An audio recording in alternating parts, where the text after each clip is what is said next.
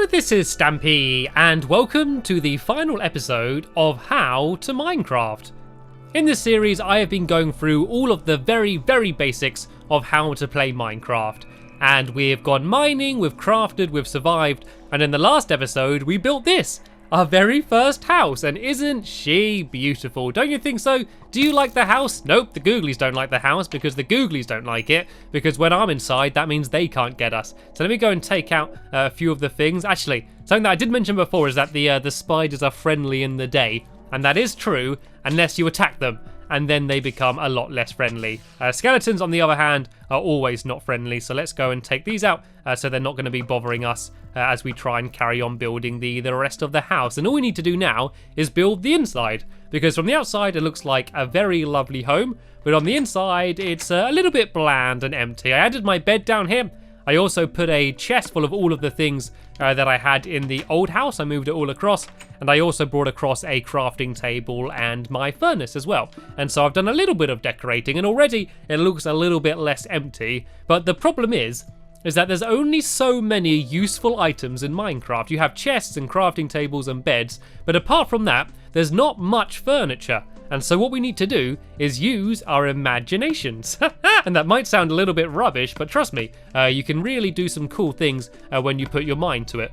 For example, I want to make a table and chairs. So what I'm going to do is I'm going to take some stairs. I am also going to make some signs. And look what I'm going to do here. I'm going to go and place down the stairs like this. Then I'm going to take my signs. If I put one actually on the side of the chair, and then one on the other side of the chair, just placing it on the actual block. Look, I have built myself a chair. And this can be a wooden chair, it could be a stone chair, it could be a sandstone chair. There's all sorts of different types of stairs you can have, and therefore all sorts of different chairs. And then if I place one on this side, and I'm going to do this sign here, I'm then going to go and make myself another sign, and I might need some more of these later anyway. So for signs, it's just 6 wooden planks and a stick, and for that you get 3 of them. I can place this down here. I now have 2 chairs facing each other, which granted looks a little bit weird, but in the middle I am going to put a table down, and I'm going to do a very cool design for this table. I'm going to take some fences, and I'm then going to make something called a pressure plate.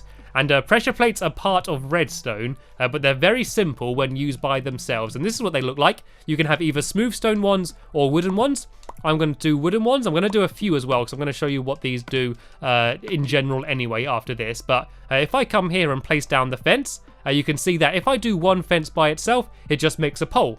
Then if I do one next to it, it links up to make a proper fence. This is very useful, because if ever you need to have just a pole, you can use a fence. And then if I place the pressure plate on top of it, it looks like a little table. So I have now built a little table and chairs, but that's really stairs, a sign, a fence, and a pressure plate. But all together, it looks like a table and chairs. And then you can kind of just squat on the chairs and pretend you're sitting down. It doesn't really work. But these pressure plates are really good. So if I placed it down here next to the door, if I went and walked on it, it opens the door. And then that way, once I go through, it will shut by itself. And you could do one on both sides. I don't recommend doing them to outside of your house though, because imagine that there's a googly walking along here, and he comes up, he can just walk straight in as well. The wooden ones, if there's any item on them as well, they will open. The stone ones, they need to be an actual what's called an entity on them, a person or a googly or an animal. Once they walk on, then it's going to open up. So I don't recommend having one on the outside. And there's all sorts of decorations you can do in here. For example, I could put up some paintings. If I grab some wool that I shared earlier, and if I make a whole load of sticks, I go along to decorations, I can make myself a painting. And paintings can be very simply just placed on the wall like this. And then they're kind of a bit random in terms of what painting you get. Some of them are very small, some of them are going to be much bigger, like this. Oh no, not like that one. Come on, give me a big one.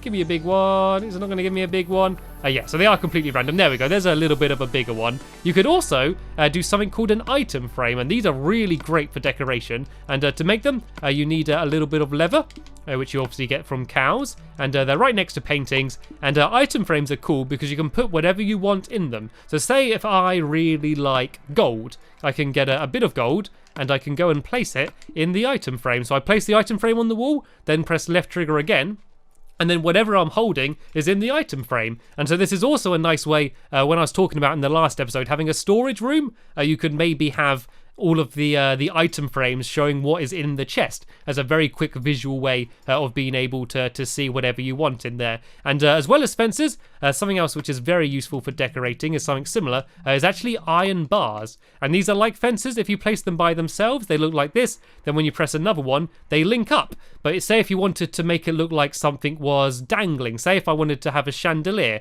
I could have a few of these, actually maybe just one of them. I could then put a block on top of it. I'm just going to do some oak wood here.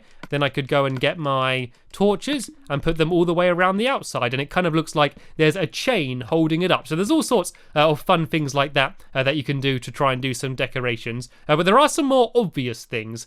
For example, you could have a bookcase. And to make a bookcase, I'm first going to need some sugarcane, and I'm sure I saw some around here. Here we go. There's some sugarcane down here. You see this this sort of very lime green, kind of bamboo-y looking thing? It's very common. It's all over the place. And to grow it, all you need to do is place it next to water. And if it's on sand, then it grows extra quick. And I need this to try and make books. And then books can then be made into bookshelves. And I can see some more in the distance over here. I'm also going to shear this sheep. No, I'm not, because the sheep just jumped into a ravine. Here we go. He's coming back out and try and get a bit more wool. And remember, the best way to decorate, in my mind, is by having coloured wool, which you get from dyeing and shearing sheep. So say if I wanted some grey wool. Actually, I'm going to show you how to get some yellow wool. So if I get this yellow flower, I can go and make it into yellow dye. And then I can dye the sheep and shear it. Then I'm going to go and get myself some yellow wool. And oh no, wrong button. That was the bow and arrow rather than the shears. You don't want to do that. And I'm going to make this yellow wool into something else in a minute. And let me just go and get a little bit more from this sheep down here. And so these sheep, I can just keep coming back to them, these sheep, and just keep getting more and more wool from them. It's very useful. And I do actually want some flowers anyway for something else I'm going to show you. You can see there's some yellow flowers down here and some red ones up there. On different versions, there's different flowers. On the consoles, you're going to get red and yellow ones. On the Pocket Edition, there's also blue ones you can get. And on the consoles, there's even more. On a PC, sorry, there's absolutely loads of different ones. Anyway, you might notice I'm gathering a new weird block down here. This is actually clay. And clay can be used to be turned into bricks, which is what it's most commonly used for. But you can also make some other things out of it, which I'm going to go and show you now and do a few more decorations. So let me go back inside my house. And first, I'm going to show you how to make a bookshelf. And so first, I need to take my sugarcane and I need to make it all into paper. If I make it into paper and then add some leather, I should be able to make books. I don't know if I've got enough leather. I might have to go and take out some of my cows. No, that only made one book. Okay, I'm sorry. I got to do this. Look away from the screen. I hope you didn't get too attached to my cows, but they're here for a reason. So let me go in and take a few of them out. And then that way I'm going to get myself some beef and some leather. And this is why you have these animal farms, to try and get lots of materials quickly. So let's take these out. So I've got a whole load of food and also a bunch of leather. But you always want to make sure you at least leave two. So then that way you can keep breeding them and get even more of them in the future. So I should have hopefully got enough leather there to make myself some more books. So let me go along here and make myself some books. And there we go. If I have 6 pieces of wood, wooden planks, and 3 books, I can make myself a bookcase. And this just looks quite nice. I can put this down here and say it's my bedside table, and maybe put a little torch on it like that and say, there we go. That's my little bedside table. And now I'm going to go and grab the clay. And I'm going to put it into the furnace. I don't need too much of it, but the reason I'm doing this is to make a flower pot. And I'm going to go and put my flowers in it. You can't just put flowers in it. There's a whole load of different plants that you can put in it. You can put in saplings or even cacti and other things like that. But I'm going to put in some flowers. But I'm also going to make something out of that yellow wool that we gathered. If I go along to decorations, you can see I can actually make carpet. And what I actually prefer doing, rather than using carpet, is actually having the floor made out of wool. But say if there was a room underneath me, and I wanted the ceiling to be stone, I could actually do carpet. And you place it down on the ground like this. The only problem is that you couldn't then place anything on top of it. Say if I wanted to put a pressure plate on top of it, I can't. Also, something to bear in mind is every item in the game is a block. even if it doesn't look like one. For example, this sign here, it doesn't look like a block, does it? It looks like just a line. But if I try to place something on this block here, I can't, because this is taking up the entire block, which means I couldn't put carpet down here. And so that's something to bear in mind, and it's the same with everything. Say there's this torch here, I couldn't put another torch there, even though if it looks like it would fit in, because that torch is blocking it. I'd have to place it down here. So that's something to bear in mind. Anyway, I should have a few bricks now. And so I could make these bricks into a brick block, which is this here, which is just something else that you could build out of. Maybe I could make a brick chimney, but this is here what the brick looks like. I really like the look of it actually, but I could also, if I have 3 bricks, which I do, I can go along to decorations and I can make myself a plant pot. And so I once again need to place it on something. Well, I could do it on the floor, but I want to do it on a table. So let's go and let's put this down here in the corner, and I can go and put my plant pot on it, and then I can go and put my flower in it. So there we go. There's just another nice way of decorating, and you can get really imaginative. Like something else which is quite cool, which isn't something that many people do, but I like doing, is putting a moose head on the wall. And so what you could do is put some stairs up, and if I put 2 blocks underneath for now, I can put gates up like that and like that. And then I can go and get my axe and get rid of these blocks, and that's supposed to look like a moose's head on the wall. So you can kind of get an idea of how inventive you can get with some of these things in terms of decorating your home in all of these fun and fancy ways. And the best thing to do is just to go to a crafting table and just scroll through everything, and then you'll get an idea of, oh, I could have a fishing rod, or I could do this, and there's all these different types of food to make. So having playing the console version is great just for looking through all of the different things that you can make. And so, for example, you see, oh, there's a minecart. What do I need to make a minecart? I can look in the bottom left-hand corner of the screen and see, okay, I need 6 pieces of iron and a stick. So you can then go out and gather those materials and then make it and then play around with it and try and work out what it does. But I like the look of this place. It's a bit random with the little bit of carpet and all sorts, but I think this place looks fine. So what I'm going to do is I'm going to go to bed, and in the morning I'm going to start talking about redstone. Okay, and don't switch off here. Redstone is quite complicated, so I need you all to pay attention, but when used correctly, it can do some amazing things. So I talked about it briefly in a past episode. I want you to think about it like wiring. Think of it like a trail of electricity. And so I place it on the ground, and you can see that it all links up, and I could do this all like spaghetti all over the place and do trails absolutely everywhere. And in its basic form, I could use it to activate a block. And there's lots of blocks you can activate. For example, this door, I could open and close it. You can make things called redstone lanterns, which can be turned on and off. There's things like pistons that can get extended and then pulled back again. You could activate TNT with it. There's so many amazing things that it can do. But for starters, I'm going to show you just how to switch it on and off again. And so I'm going to get a little bit of cobblestone, and then I'm going to use that with a stick to make something called a lever, which is just a lever like you'd expect.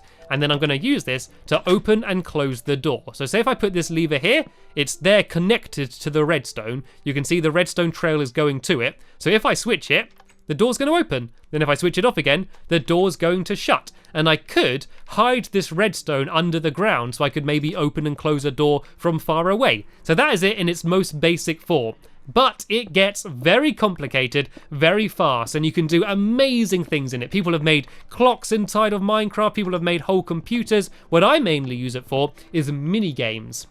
I like making lots of fun mini games where I'm playing with my friends or by myself to try and do challenges. And sometimes I might need redstone to keep the time of the game, or I might need it to open certain doors at certain times. And there's all lots of amazing things I can do. I did something recently where I had to shoot arrows, and I had to shoot arrows at a certain number of wooden buttons. And if I managed to shoot all 4 of them in time, a door opens. And they're the kind of things that you can do. I'm not going to go too in-depth now because I don't want to confuse you, but what I will suggest doing is just having a play with it. Just start placing down some redstone, using some levers and some buttons, and going to the crafting table and looking in this tab, the mechanisms, and seeing all of the different things. Like, oh look, here's a trip wire. What will that do? Or using a pressure plate, I could here say make a piston. And if I place the piston here, I could then go and switch this on and off, and you can see the piston ascending and descending. But then I could put a block above it, and then switch it, and then the block will stay there, but then the piston will come back down. So you can kind of get an idea of all of the fun and creative things that you can do, as well as doing mechanisms without using redstone. There are other things you could do. For example, you might want to set up an automatic farm. Say if I had this pool of water here, and I put a tree growing in it, I could do a trail of water leading from it, which will gather up all of the saplings for me. So say if I dig away here, you can see there's a trail of water going, and oh, that was a creeper. That was a creeper behind me. You want to watch out for that. Luckily, I got lots of armor on, so I wasn't hurt. So let me try this again. So if I do a trail of water leading from here, going down in this direction, you'll see that all of the blocks go across on the water. So if you need to transport blocks around, you can use water, and then you can do fun things like blocking the water. If I put down a pressure plate, it's going to stop the water, and then you could go and guide it so it goes around somewhere else. And so there's so many endless possibilities, and I don't want to overwhelm you too much. All I want to do is recommend that you go online, watch other videos, maybe watch some of my minigame videos, and hopefully get inspired. I just want to give you a few sparks and let you realize the possibilities, because to be honest, a lot of the fun comes when you're discovering discovering these things for yourself.